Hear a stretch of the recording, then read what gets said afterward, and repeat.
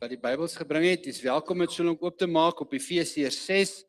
Ons gaan 'n baie bekende gedeelte saam lees vanaf vers 10 van Efesiërs 6. Anders kan jy dit net op die bord volg. Ons tema vandag, moenie na die pile kyk nie, kyk na die koning. Moenie na die pile kyk wat op jou afgevuur word nie. Kyk na die koning.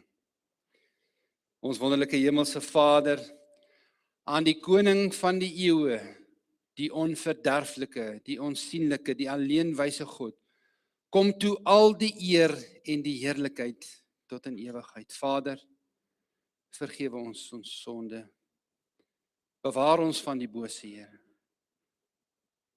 Vader, dankie vir die rolmodel gebed wat U vir ons gegee het. En ons kom lê by die voete neer. En ons sê vir U dankie, Here, dat U ons eerste lief gehad het en deur U wonde is ons genees. Ek vra, Here, dat U elke persoon wat vanoggend hier is sal aanraak, dat nie een persoon hier sal uitgaan dieselfde as wat ons hier ingekom het nie. Laat die Gees werk. En ek vra, Here, dat ons verby mense sal kyk.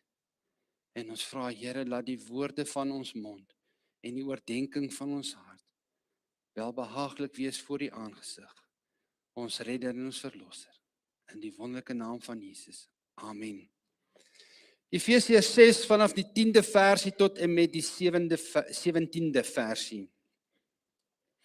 Die opskrif daar is die wapenrusting van God. Uiteindelik, my broeders en natuurlik ook my susters, dit was, as jy dit in tekskonteks lees, was hierdie 'n gedeelte maar net 'n manier van die skryfstyl van daardie tyd. Dit beteken nou nie, as jy nou 'n dame is, jy is uitgesluit nie. Eindelik, my broeders, word kragtig in die Here en in die krag van sy sterkte. Trek die volle wapenrusting van God aan, sodat jy staande kan bly teen die liste van die duiwel. Want ons worstelstryd is nie teen vlees en bloed nie, maar teen die owerhede, teen die magte, teen die wêreldheersers van die duisternis van hierdie eeu, teen die booste geeste in die lig.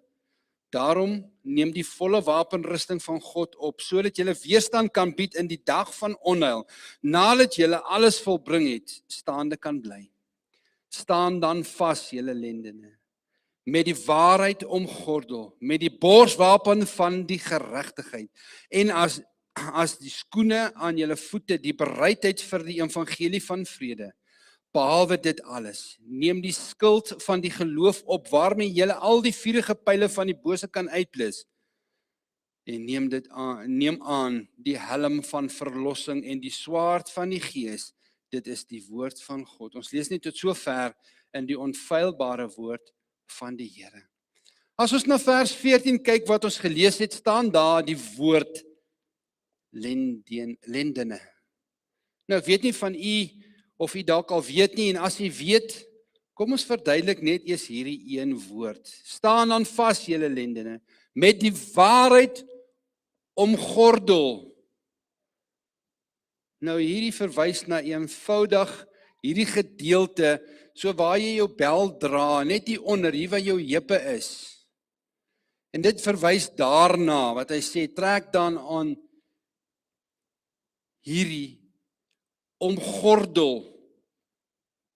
En dit is natuurlik, die tyd van daai tyd het hulle so aangetrek, so die mense het presies geweet wat hulle van skryf. En ons gaan nou 'n bietjie daaroor meer praat. Jy sien, die mense van daardie tyd, jy sien nou na die prentjie kyk, gaan jy sien daar, die mense van daardie tyd, en spesifiek die mans het lang rokke gedra. So wanneer nou, dit was nie beskore vir 'n ouer man om sommer te hardloop nie, maar daar was tog tye wat jy moet hardloop of jy moet vlug. Nou moet jy jou rok optrek en dit hier insit en dan kan jou bene nou oop is, dan kan jy nou lekker hardloop, dan val jy nou nie oor jou rok nie. So dit was hulle nou gesê het met die waarheid omgordel, jy het nou jou rok so opgetrek, die man het dit so ingedruk, nou is die bene oop, nou kan jy reageer dat jy nie sal val nie. So daai tyd se mense het baie los klere gedra, wat natuurlik baie gemaklik was vir die daaglikse tyd om te lewe. Dit was redelik gemaklik geweest. Dit was nou nie onmaklik geweest nie. Maar dit was baie beslis nie geskik vir hardloop nie. Dis nie jy gaan nou nie die atletiek wil hardloop met daai klere nie. Dan stel jy jouself voor, as jy nou daar in skool is en jy wil nou atletiek hardloop met daai klere. En ook nie as hulle wil reis nie, as hulle nou wil vertrek van 'n punt na 'n volgende plek, dan het hulle dit opgetrek, sodat hulle bene kan vrylik rondbeweeg. En wat staan nog as daar skielike gevaar kom? Nou, die soldate het natuurlik nou nie so aangetrek nie, dis was die gewone mense soos ek en jy wat so aangetrek het, maar tog was daar gevaar in die sin van wilde diere en aanvallers en rowers. Nou moes die manne vinnig reageer en hulle rokke optrek. Nou wanneer 'n soldaat van daai tyd gereed moet maak vir aksie, of die gewone man op straat, ek en jy, iets gebeur, daai tyd het dit dalk miskien meer gebeur as nou, in die fisiese, dan moet hierdie man nou moeite doen, insteek, en nou kan hy doen, en skop, en slaan, en doen wat hy moet doen. Want sy bene is nou los, en hierdie lang rok is nou nie in sy pad as hy nou iemand wil skop nie. Dit was in die tyd van die feeste wat die mense so aangetrek het. Maar nou wil ek vir julle sê, ons is nou amper weer in so 'n situasie vandag, van tye. En ek is nie jammer nie, dit is die waarheid, ons kan nie jammer wees oor die waarheid nie. Ons grootste probleme vandag is samestelling is die mans. Die jong seuns en die mans wat nie verantwoordelikheid vat vir hulle dade nie. Gaan kyk maar 'n bietjie mooi, waar is die groot probleem? By die mans. En ek pik nou nie vandag op die mans nie, dit is so. So, die jong seuns en die mans vandag is so 'n bietjie ruggraatloos. Nou kan jy vir ons daai prentjie opsit. Nou, as jy nou sien, ons is nou amper weer in daai tyd. As jy nou moet aksie, nou moet jy nou eers jou broek optrek. Nou hierdie prentjie is nou van 'n ou en sy Astrid het nou in die wild geloop en hulle kom uit die stad uit so 'n bietjie ruggraatloos, want sy pa was ruggraatloos en toe sien hy nou skielik 'n leeu, hy en sy Astrid het nou daar geloop, hy en sy meisie. Nou sal jy sien, nou is die broek nou in die pad en nou hardloop hy nog, maar nou kyk hy nog vir sy meisie om te sê help my, in plaas om sy meisie te beskerm. So ons is nou amper weer in daai tyd gewees, want ons is so 'n bietjie ruggraatloos, het ons bietjie geword. En dit is nou weer 'n tyd wat ons nou so 'n bietjie ons broeke moet optrek en vas staan in die geloof. Nou daar is nou twee groot probleme in vandag se tyd. Nog altyd, maar meer spesifiek in vandag se tyd. Hier's nou hierdie twee groot probleme. En party mense sit aan daai kant en party mense sit aan daai kant en die woord is so in die middel en jy moet jou eie wysheid van die Here ontvang om hierdie te verstaan, anders gaan jy dit baie beslis nie verstaan nie. Aan die een kant glo mense en hulle dink Satan is oral. En aan die ander kant dink ander mense dink Satan is nêrensder nie. Jy sien, dit is nou die twee groot foute wat die moderne mens het. Of Satan is in alles, of Satan is in niks nie. Terwyl die woord vir ons mooi riglyne gee en sê, die Satan is of bietjie in die kant, of bietjie in daai kant, maar hy is nie oral nie, en hy's baie beslis ook nie nêrens nie. Nou, die Here sal vir jou wysheid gee om dit mooier te verstaan. En vers 12 wat ons gesê het. Want ons worstelstryd is nie teen vlees en bloed nie, maar teen die owerhede, teen die magte, teen die wêreldheersers van die duisternis van hierdie eeu, teen die bose geeste in die lig. Nou moet jy besef dat jou stryd nie nou na die persoon is met wie jy 'n probleem het nie. Daar's iets daar agter. Want hierdie versie sê ons worstelstryd is nie teen vlees en bloed nie. Dis nie teen die mense wat jy die stryd het nie. Jy moet hierdie mooi lees in die konteks. Jou stryd is nie teen daardie persoon wat nou sleg praat van jou nie.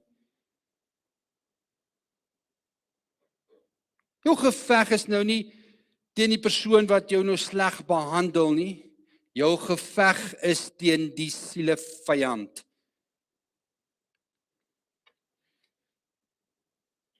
Sien, liewe broer en suster, die dag toe jy bloed gewas is deur die lam, deur Jesus se kruisdood, het jy nie net 'n kind van God geword nie. Jy het Jesus se liggaam op aarde geword. Nou omdat jy nou deel is van die liggaam van Christus op aarde, nou haat Satan jou so bietjie meer. Jy sien, want die vyand haat die evangelie. Hy haat die kerk. En daarom haat hy elkeen wat in Christus is. 'n gelowige in Christus is. Dit haat Satan. Maar luister mooi nou wat ek vir u wil sê vanoggend. Satan se doel is om jou onbruikbaar te maak vir God se koninkryk. As hy jou getuienis wat jy het, kan stilhou. As hy jou liefde vir Christus net so bietjie kan verkoel in dit wat hy doen, dan het hy reeds baie bereik.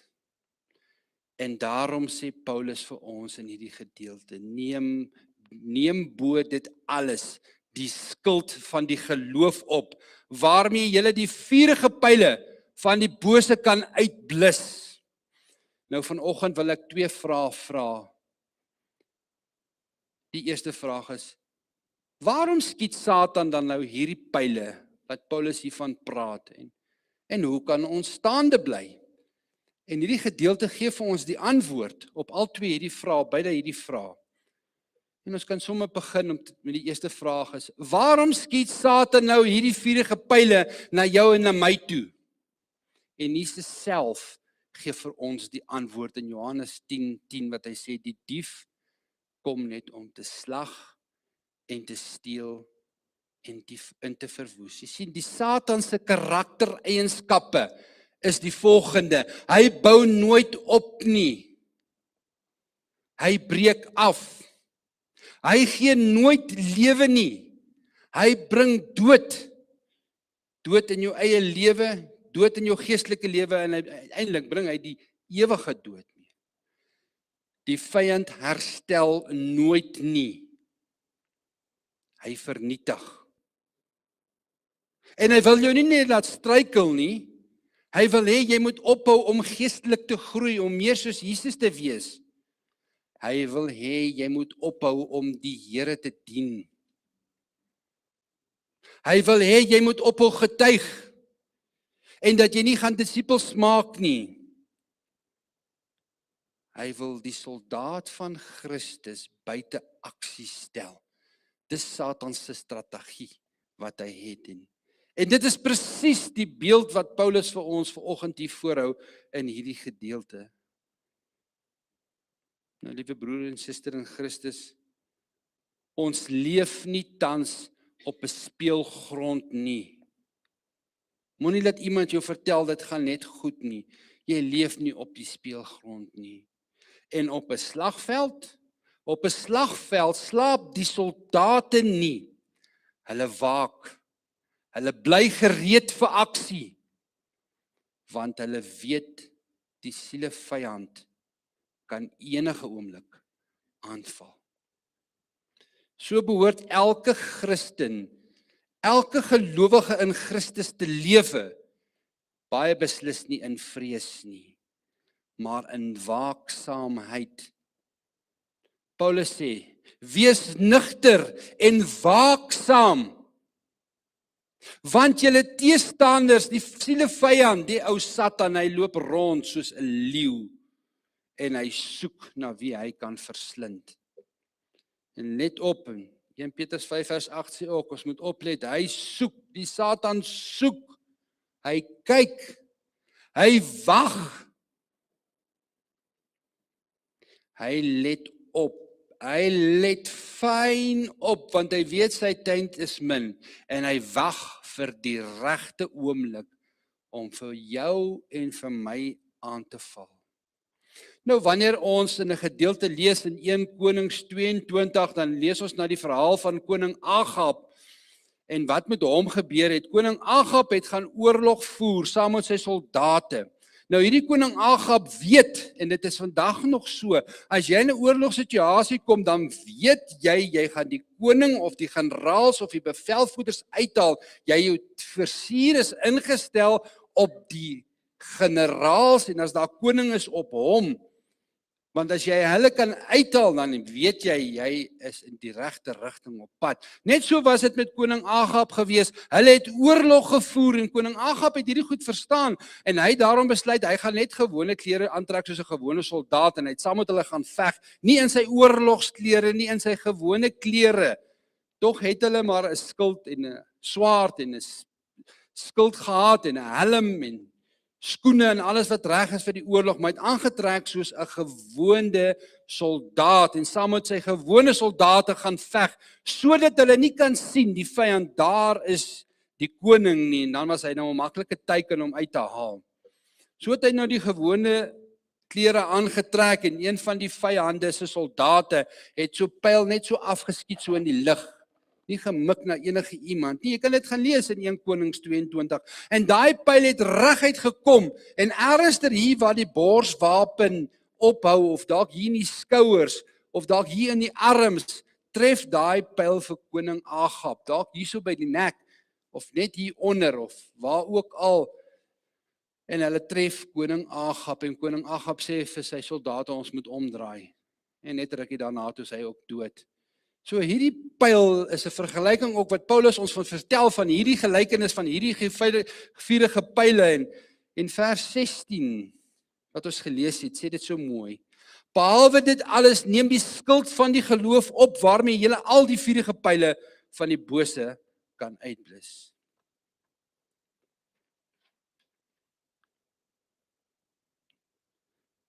Maar waarom sal Paulus hierdie so uitlig? Die pyl tref jou partykeer waar daai opening is, soos in koning Agab, waar jy nou nie beskerm word. Met ander woorde, Satan se pyle tref jou nie waar jy geestelik sterk is of waar jy 'n beskermingskleed aan het nie. Hy tref jou hierso waar jy bietjie 'n swakpunt het, waar jou swakpunte is, waar jou storie is, waar jou tekortkominge is, en dan kom Satan, dan val hy jou aan waar jy die breekbaarste is. Miskien het jy 'n storie, nou herinner Satan jou aan jou storie, nou val hy jou daaraan. Baie beslis nie op jou sterkste plek nie, nie op jou swakste plek. Maar Paulus praat nog verder, hy praat nie net van 'n pyl nie, hy praat van 'n vurige pyl. Nie 'n gewone pyl soos wat ons boesmans gebruik het om te skiet nie, hy praat van 'n vurige pyl.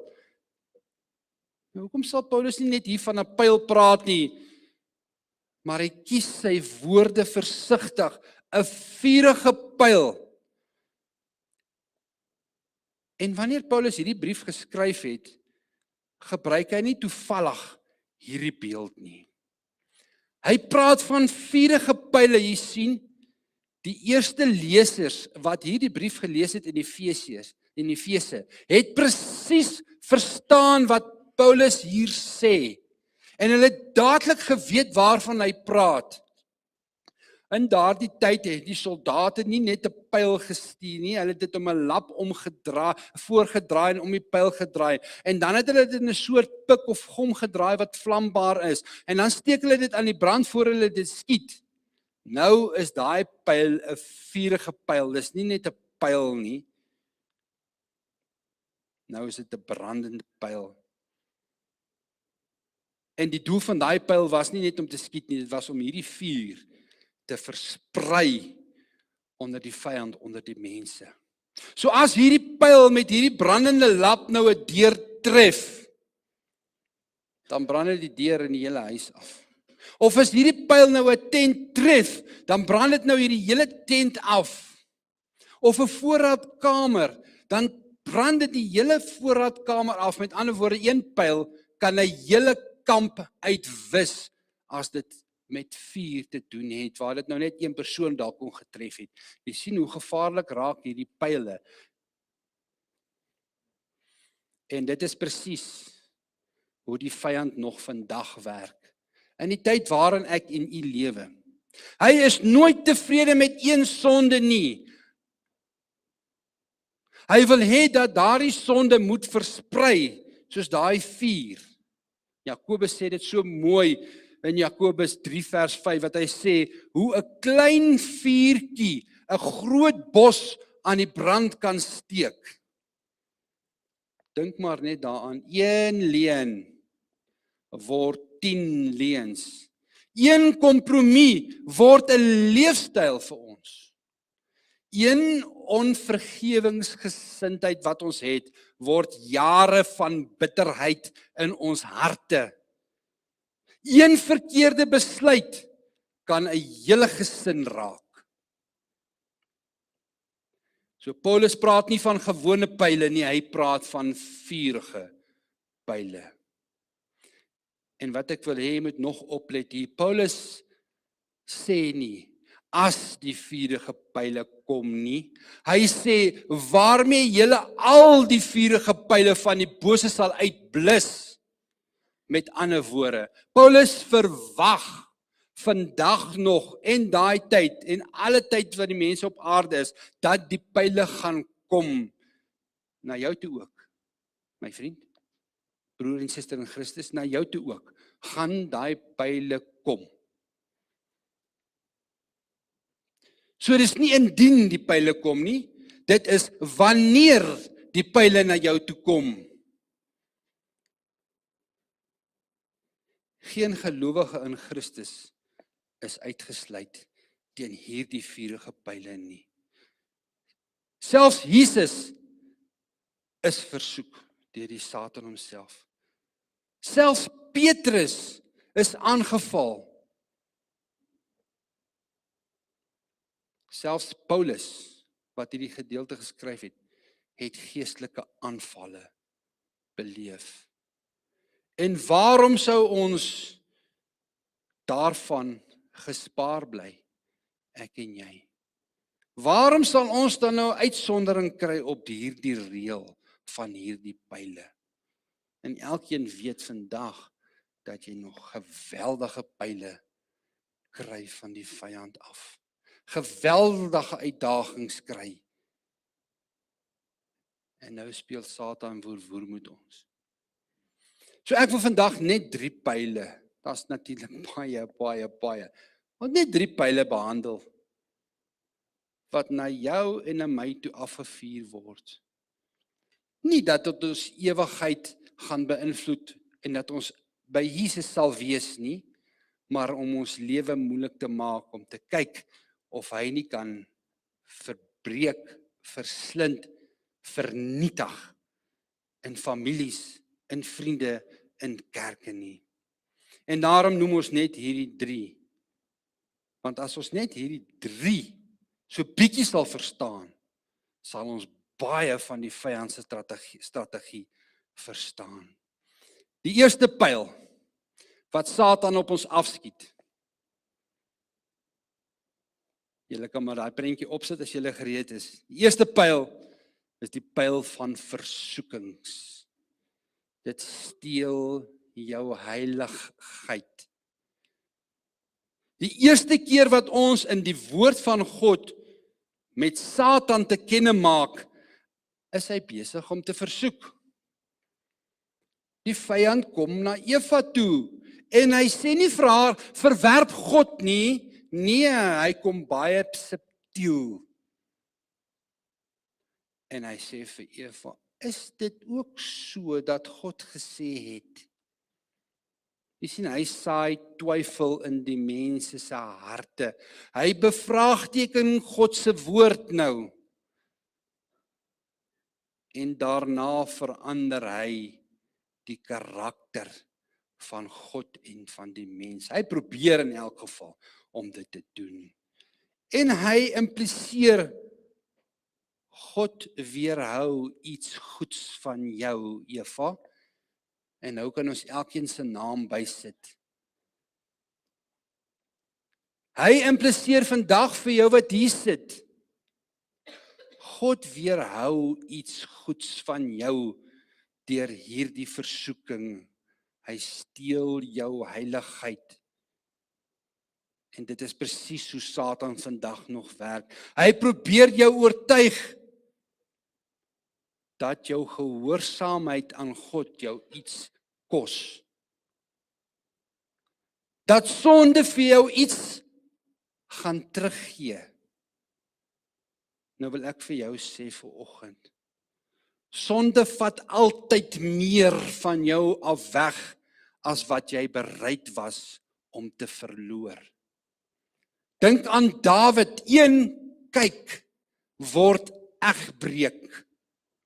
Een egbreek word moord. Een moord breek 'n hele gesin op. En dit is die vuurige pile. Dit begin klein, maar dit eindig groot. Daarom sê Paulus, gee aan die duiwel geen plek nie. Efesiërs 4 vers 27. Moenie 'n deur oopmaak vir die vyand. Die tweede pyl wat Satan afvuur na ons toe, vandag nog. Die tweede pyl is die pyl van bitterheid. En dit vergiftig jou hart hier binne. Dit vergiftig jou hart. Jy sien Genesis 4 staan daar, die sonde lê en loer.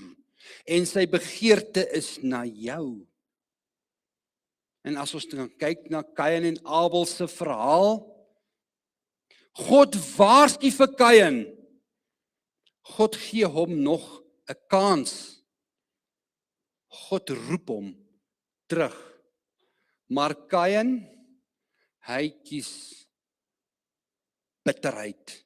Om vas te hou in hierdie bitterheid in sy hart. En uiteindelik slaan hy sy broer Abel dood. Nou bitterheid is een van Satan se gevaarlikste pyle. Ek wil hê jy moet hoor, bitterheid is een van Satan se gevaarlikste pyle. Waarom? Want dit lyk so onskuldig. Kom ek gee vir u 'n voorbeeld. Somstyds sit jy hier in hierdie kerk. En dit lyk so onskuldig. Niemand ken die pyle wat Satan na jou toe afvuur nie. Jy glimlag so vriendelik, jy groet so vriendelik. Jy kom kerk toe, jy sing saam. By die werk is jy vriendelik. Niemand ken die pyle wat na jou toe afgevuur word nie. Maar hier diep binne in jou hart, groei daar 'n wortel. En daai wortels groei in die donker. En daarom sê Hebreërs dit so mooi. Pas op dat geen wortel van bitterheid in jou opskiet nie. Hebreërs 12:15 sê dit vir ons. Pas op dat geen wortel van bitterheid in jou opskiet nie. Ek wonder hoeveel van die mense wat vanoggend hier sit, en hoeveel mense is daar vanoggend in kerke, wat nog nie iemand vergewe het nie. En die mense, ek wil sê, ons mense, dink ons straf daardie persoon as ons nog nie vergewe het nie. Terwyl ons onsself eintlik gevange hou. Vergifnis verander nie die ander persoon nie. Dit bevry jou. As jy by gister sou gevra het, Orney, het jy almal vergewe? Sou ek vir jou gesê het, ja, beslis. Ons antwoord mos so maklik. Ja, beslis het ek almal vergewe, ek staan skoon. Daar's geen haat in my hart. En gisterand, ek glo, Dit was 'n droom van die Here af, maar ek kan dit nie bevestig nie. Ek het 'n droom gehad gisteraan. En ek droom, en daar's ten minste 10 persone. En dit begin in my laerskooljare. Nou, ons was net 'n gemiddelde kinders op skool. Almal partykeer beter, en jy's altyd beter. So jy was net 'n gemiddelde kind. En 2 keer in my lewe was ek in die hoof se kantoor. Die eerste keer toe ons in graad 1 was, toe het ons hele klas na die hoof toe kom gaan, want ons wou nie stil bly nie. En die tweede keer toe ek in standaard 8 was, toe ek op die afkondiging gehoor het ek moet die hoof gaan sien, toe ek aankom, toe sit die dominee daar om vir my te sê jou pa is oorlede. So dis die 2 kere wat ek in die hoof se kantoor was. Ons was net hierdie gewoonde gemiddelde kind. Maar toe ek in laerskool was, standaard 2, was ons by 'n juffrou vir toesig gewees. So die juffrou het my nie geken nie en ek het haar nie geken nie. So sy het nog nie geweet wat se tipe kind jy eintlik is nie. Jy het ook nog nie lekker geweet wat die juffrou se kind. En die juffrou was 'n sangjuffrou gewees.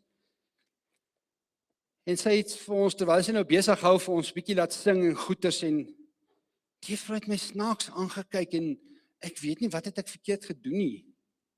En naderhand het die juffrou my uit die klas uit gejaag en ek moes gaan buite staan en dit was 'n groot vernedering vir my gewees. As ek geweet het wat ek verkeerd gedoen het, het ek te hard gesing, het ek nie gesing nie, dan sou dit beter gevoel het. 40 jaar daarna, toe hoor ek hierdie juffrou is dood, toe moes ek agterkom, sjoe, die juffrou is dood, dankie tog. Het ek nog vrede gemaak daarmee? Nee, ek het nog nie vrede gemaak. Ek het dalk al vergewe, en dan is die vraag as, het ek dit al tot die eer van die Here gebruik? Jy gaan nog nie dit vergeet nie, dat mense sê jy vergewe en vergeet nie, jy vergeet dit nie, jy vergewe, maar jy vergeet dit nie, en dit is juist daaraan dat jy die Here behaag. En so is daar omtrent nog 10 persone wat in hierdie droom verskyn het, en dan in die koöperatiewe wêreld, dan kom hierdie persoon op, en jy hoor daai stem, of daai woorde, wat bedrog, en skelmstreke, en mense wat by jou geld gesteel het, en goed, dan kom daai woorde so na jou toe. Ek beleef dit so in my droom gisteraan, vanoggend 2, 3 van my vrou vir my, maar jy wakker, ek sê ja, gaan kerk toe. Gaan werk in my preek. Sonder om half te verduidelik wat gebeur het einde. So het ek seker ten minste 10 persone wat die Here vir my gesê het, jy regtig vergeet, en vergewe, en as jy hulle vergeet het, gebruik jy dit nou nog vir die koninkryk se werk. So ek wil jou vra vanoggend, as jy nog onvergewensgesindheid in jou hart het, kom saam met my vanmôre na die Here toe, dat ons daai goed skoonmaak. Al dink jy het jy regtig vergewe? Elkeen van ons, ja, sommige van ons, het gehoor laasweek het ons gepraat van 'n dame van 60 jaar terug. Die derde pyl wat Satan op ons afskiet, is moedeloosheid. Nou, wie van ons wat hier sit, ken nie moedeloosheid nie? Wie van ons is nog nie deur daai pyl getref nie? Jy sien, dit verlam jou roeping wat die Here vir jou gee. Een van die mooiste voorbeelde in die Bybel is seker Elia. Net die vorige dag het die vuur uit die hemel gekom en die altaar verskroei voor die Baal profete. En die dag daarna, toe sit hierdie arme Elia wat moes vlug by die spruit Karmel. Bergkamer by die spruit, en hy sit daar, en hy's moedeloos. Sit daar by die spruit, en hy wonder wat gaan aan. Wat gaan aan in sy lewe?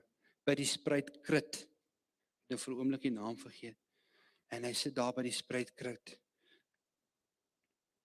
Die man is moedeloos, soos wat ek en jy nog nooit was nie. Net die vorige dag het hy hierdie groot wonderwerke belewe, die volgende dag sit hy by die spruit. Moedeloos, depressief. En die kraaie bring vir hom vleis en brood wat hy ernstig gesteel het, en bring hulle dit vir hom. Wat 'n kontras waar Elia onder hierdie besembos sit in 'n gat. Miskien sit ek en jy ook nog in daai gat soos Elia by die spruitkrit onder hierdie besembos.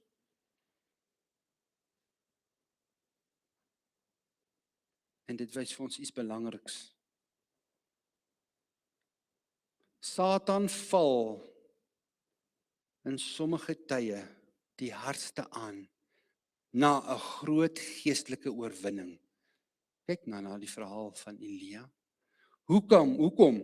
Omdat hy weet, as hy jou nie voor die oorwinning kan beetkry nie, of kan stop nie, dan sal hy jou na die oorwinning ontmoedig om jou moed weg te neem. Maar kyk hoe werk God met Elia, hier by hierdie spruitkrit. God sê nie vir hom, Elia, waar is jou geloof nie? Ons mense sê dit maar so maklik, maar waar is jou geloof? Nee, God sê dit nie vir hom nie.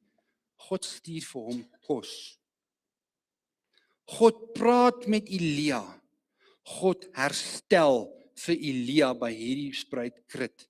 En dan stuur God hom terug, Elia, na jou roeping wat jy het om te gaan doen, soos wat God elkeen van ons roep. En miskien sit jy vanoggend hier en jy besef, ek is deur een van hierdie 3 pile al in my lewe getref. Miskien is jy deur meer pile, miskien is jy al deur al die pile getref, en ek is beslis deur al hierdie pile al getref van die vyand. En nou vra jy nou, wat nou?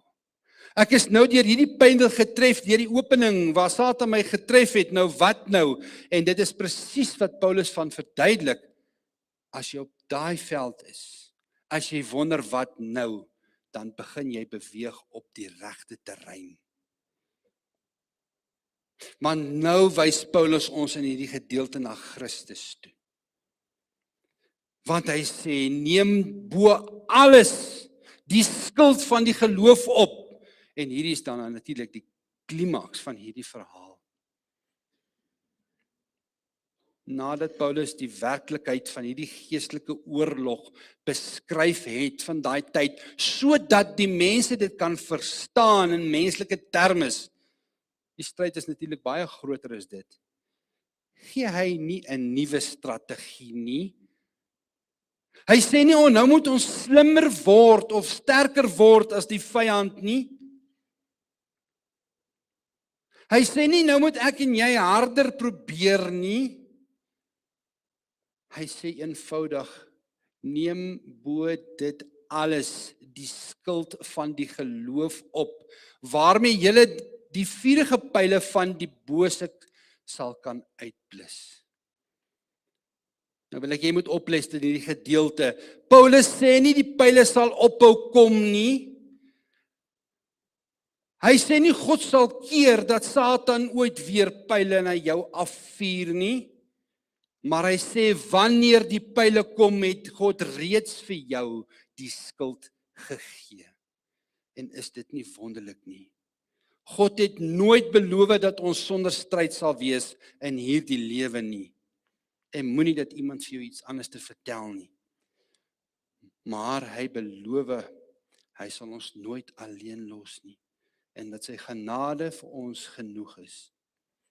So hoe werk hierdie skuld? Julle kan daai prentjie opsit. Hoe werk hierdie skuld wat Paulus van praat? Nou die Romeinse soldate, onthou Paulus was ook aan die tronk en hy het hierdie Romeinse soldate gesien wat loop met hierdie klere. Was nie 'n klein ronde skildjie nie. Dit was 'n groot reghoekige skild gewees, ongeveer so hoog soos die man self. En dit het bykans sy hele liggaam bedek. En voor 'n geveg het hierdie soldate nog hierdie skild in water gedoop, sodat as die vuurige pyle kom, dan slaan hulle vas, maar hulle word ook uitgeblus. Anders sal hierdie vuur mos net aangaan. En wanneer die vuurige pyle kom, tref dit hierdie nat skild. So dit stop nie net die pyl nie, maar dit stop ook die vuur. Daarom sê hy uitgeblus word. Paulus sê, dit is hoe ons geloof in Christus werk. Die aanval gaan kom, of jy dit glo of nie, dit gaan kom. Die versoekings gaan kom, die vrees gaan kom. Die ontmoediging gaan kom. Maar geloof blus die vuur voordat dit jou hart tref. Bewaar jou hart meer as alles, want daaruit is die oorsprong van die lewe. Die pyl mag die skild tref, maar dit hoef jou nooit jou hart te tref nie. En dit is vir jou en vir my 'n geweldige troos. En hier maak baie mense, en baie kerke, en baie predikers, die groot fout. Hulle dink, hulle moet dan nou harder probeer. Hulle moet harder glo. Nee, my broer en suster, die krag lê nie in die probeer van my geloof nie. Die krag lê in die een wat hierdie geloof vir ons gee. Dink maar aan Petrus, toe hy op die water geloop het. Het hierdie wonderwerk nie gebeur omdat Petrus so oulik was nie. Dit het gebeur omdat sy oë op Jesus Christus gefestig was. Maar wat gebeur toe hy na die golwe en die storms kyk? Toe begin hy sink. En hoe dikwels doen ek en jy nie dieselfde nie. Dan verloor ons oë op Jesus. En ons begin sink. Ons kyk na die nuus. Ons kyk na die probleme en ons leen ons ore uit. Ons kyk na mense en ons geloof begin wankel. Maar die geloof sê, kyk nie eers na die omstandighede nie. Kyk eers na die een wat jou verlosser is. Hebreërs 12:2 sê, terwyl ons die oog gefestig hou op Jesus Christus, die leidsman en die verlosser van die geloof. Nie jou oë hou op die oorlog nie, nie jou oë hou op die vyand nie, nie jou oë hou op die pyle nie, hou jou oë op Jesus Christus, die grootste waarheid wat daar is. Jy sien, daar word vertel in die tye waarin ons lewe. Ons veg vir oorwinning. Dan wil ek vir jou sê, nee, jy is reeds mislei. Ons veg vanuit die oorwinning. Daar's 'n groot verskil om te veg vir oorwinning en om te veg vanuit die oorwinning. Toe Jesus aan die kruis uitroep, dit is volbring, het hy nie gesê, nou begin ek werk nie. Hy het gesê, dit is verby. Die prys is betaal. Die mag van die sonde is gebreek.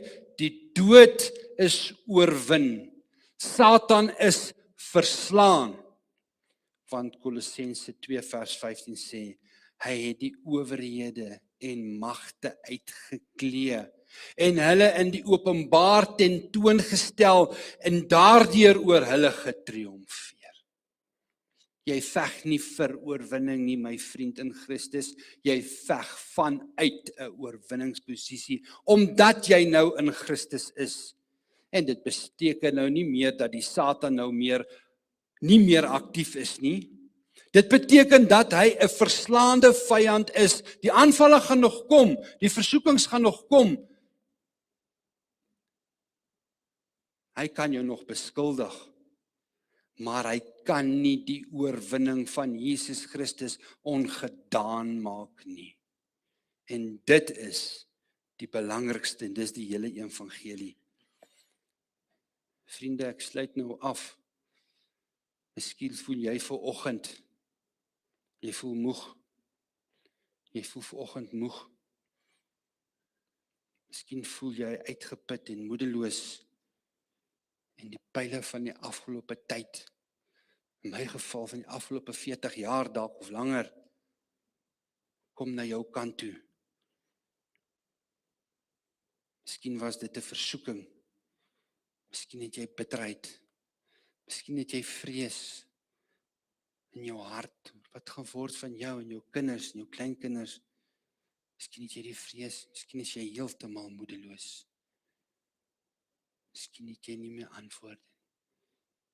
En dan beweeg ons op die regte grond, want as ons op ons swakste is, dan is ons op ons sterkste. Maar hoor weer die belofte van God. Neem bo dit alles die skuld van jou geloof in Jesus Christus, waarmee julle al die vurige pile van die bose kan uitblus. Nie sommige pile nie, almal. Nie omdat jy sterk en oulik is nie, omdat jy vasgepen is aan Jesus Christus en omdat jou geloof rus op die groot verlosser. Romeine 8:37. Maar in al hierdie dinge is ons meer as oorwinnaars. Deur hom met 'n hoofletter wat ons liefgehad het. Let op, hy sê nie ons sal eendag oorwin nie, hy sê ons is meer as 'n oorwinnaar. Waarom? Omdat Jesus Christus reeds die oorwinning betaal het. En daarom, geliefdes, wanneer jy môreoggend opstaan, elkeen wat hier sit, wanneer jy môreoggend wakker word en voor jy opstaan, onthou dat jy nie as 'n verslaande mens opstaan nie. Jy staan op as 'n soldaat van die koning en daarom kan ons die volle wapenrusting aantrek en die skild van geloof opneem en ons kan ons oë vestig op Jesus. En wanneer hierdie vurige pile kom en aan ons kant afgevuur word, kyk na die koning. Want hy is die een wat jou roep. En hy is die een wat getrou bly, al is ons ontrou. En dan kan ons saam met Paulus sê in 2 Timoteus 4:7 wat sê, ek het die goeie stryd gestry. Ek het die wedloop volëindig.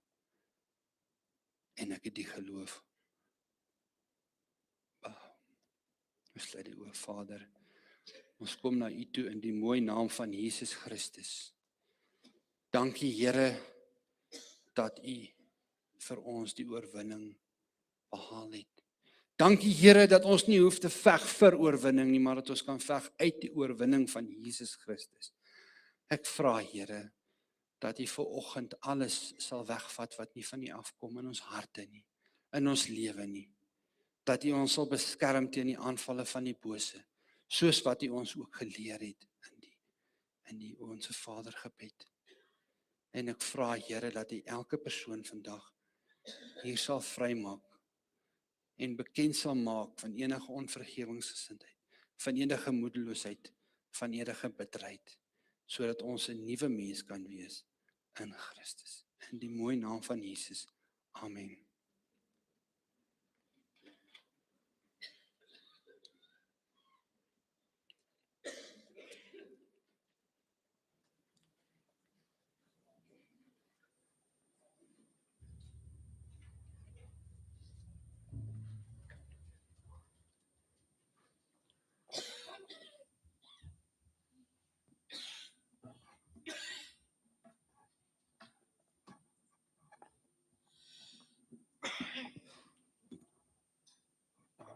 Kom ons staan en sluit ons af.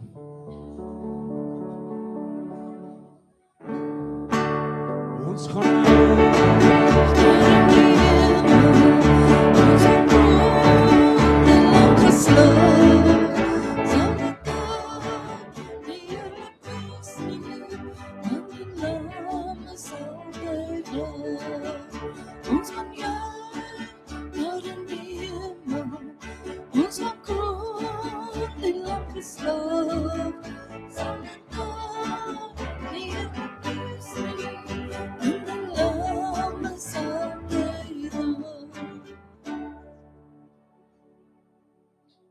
Ons Vader, ons dankie vir U woord.